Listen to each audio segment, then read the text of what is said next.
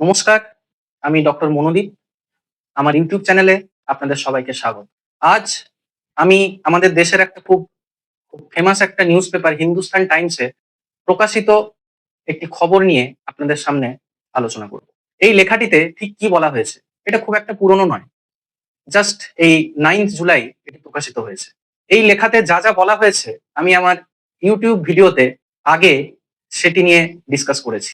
এই খবরে যেটা প্রকাশ করা হয়েছে সেটা প্রকাশ করার আগে সারা দেশব্যাপী বিভিন্ন হৃদরোগ বিশেষজ্ঞের মতামত জানতে চাওয়া হয়েছে। তাদের যে কমেন্ট সেটাও কিন্তু তুলে ধরা হয়েছে। সবাই এই বিষয়ে কিন্তু সহমত প্রকাশ করেছে। সবাই একই কথা বলেছে যে আমাদের দেশে যে কম বয়সী যে ছেলেমেয়ে তাদের মধ্যেও হার্ট অ্যাটাকের প্রবণতা কিন্তু বাড়ছে।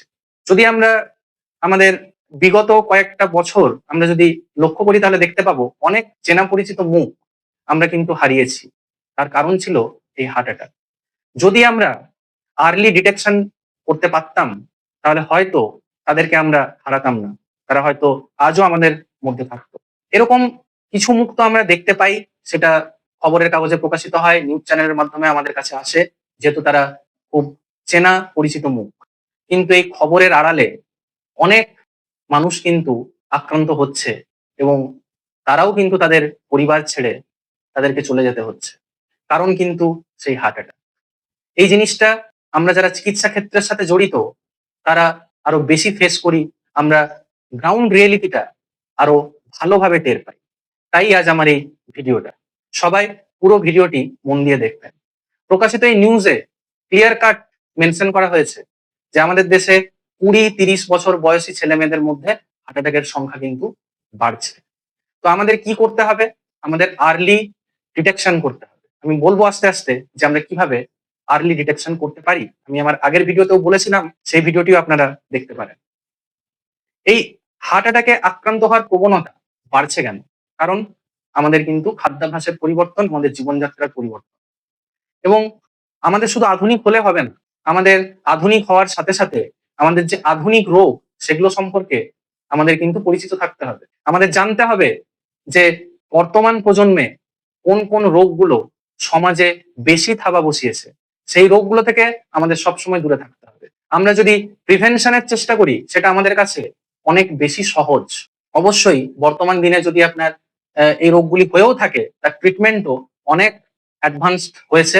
আমরা কিন্তু নানা ধরনের আধুনিক চিকিৎসা পদ্ধতির মাধ্যমে সেই রোগগুলোকে সারিয়ে তুলতে পারি।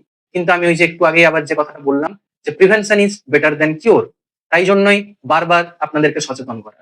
তাহলে এই হার্ট অ্যাটাক যাদের হচ্ছে তাদের যদি আমরা আগে থেকে ডিটেক্ট করতে পারি, যদি আমরা বুঝতে পারি যে আপনার হার্ট অ্যাটাকের সম্ভাবনা কতদূর, তাহলে কিন্তু আমরা এটাকে প্রিভেন্ট করতে পারি। তার প্রথম যে জিনিসটা আমি বলবো সেটা হলো আপনারা যদি একটা স্ক্রিনিং করেন, অর্থাৎ আপনি আপনার কোনো সমস্যা থাক বা না থাক, আপনি 20 বছর বা 30 বছর বয়স বা এই মাঝামাঝি সময়টাতে আপনি একবার নিজের স্ক্রিনিং করান। স্ক্রিনিং কথাটার মানে হলো আপনার কোনো রোগ নেই, তবুও আপনি জানতে চাইছেন যে আপনার ভেতরে এরকম কিছু রোগ লুকিয়ে রয়েছে কিনা। আপনার কোনো সিমটমস নেই, আপনার কোনো উপসর্গ নেই, কিন্তু আপনি জানতে চাইছেন যে আপনার মধ্যে এই রোগটি লুকিয়ে রয়েছে কিনা বা ভবিষ্যতে আপনার এই রোগ হওয়ার সম্ভাবনা কতখানি। কিভাবে আমরা জানতে পারি?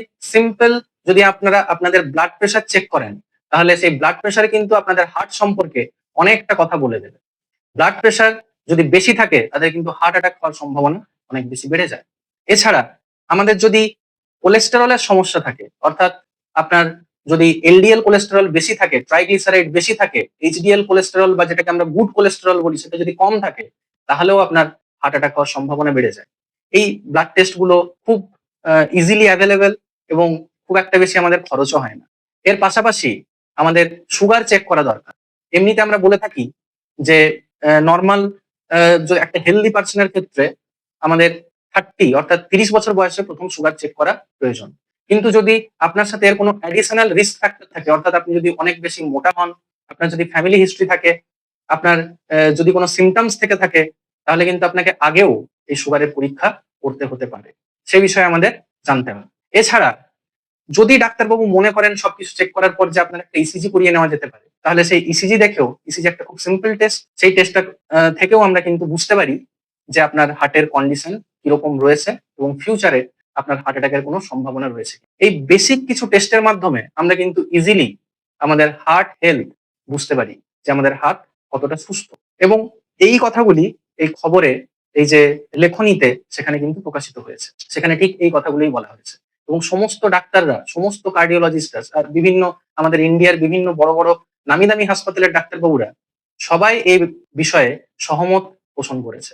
তাহলে আমরা আজকে এটাই আলোচনা করলাম যে আমাদের সুস্থ থাকাটা শিখতে হবে, আমাদের ডিজিজের প্রিভেনশন করাটা শিখতে হবে। আমরা শিক্ষিত হয়েও অনেক সময় আমরা খুব আমাদের নিজেদের শরীর নিয়ে আমরা কিন্তু খুব একটা মানে চিন্তা ভাবনা করি না, আমরা জানার চেষ্টা করি না, আমরা শেখার চেষ্টা করি না।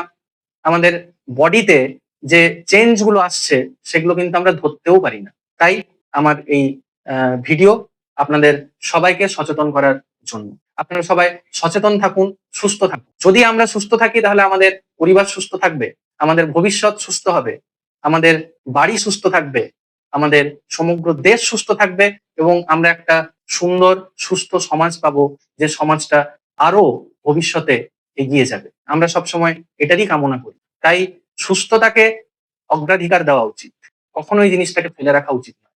তাই আবার সকলের সুস্থতা কামনা করে আজকের মতো এখানেই শেষ করছি। সবাই সুস্থ থাকবেন, ভালো থাকবেন এবং এরকম ছোট ছোট হেলথের বিষয়ে আপডেটেড থাকার জন্য অবশ্যই আপনারা আমার চ্যানেলটি সাবস্ক্রাইব করুন, যাতে আপনারা আমার পরবর্তী ভিডিওগুলি মিস না করেন।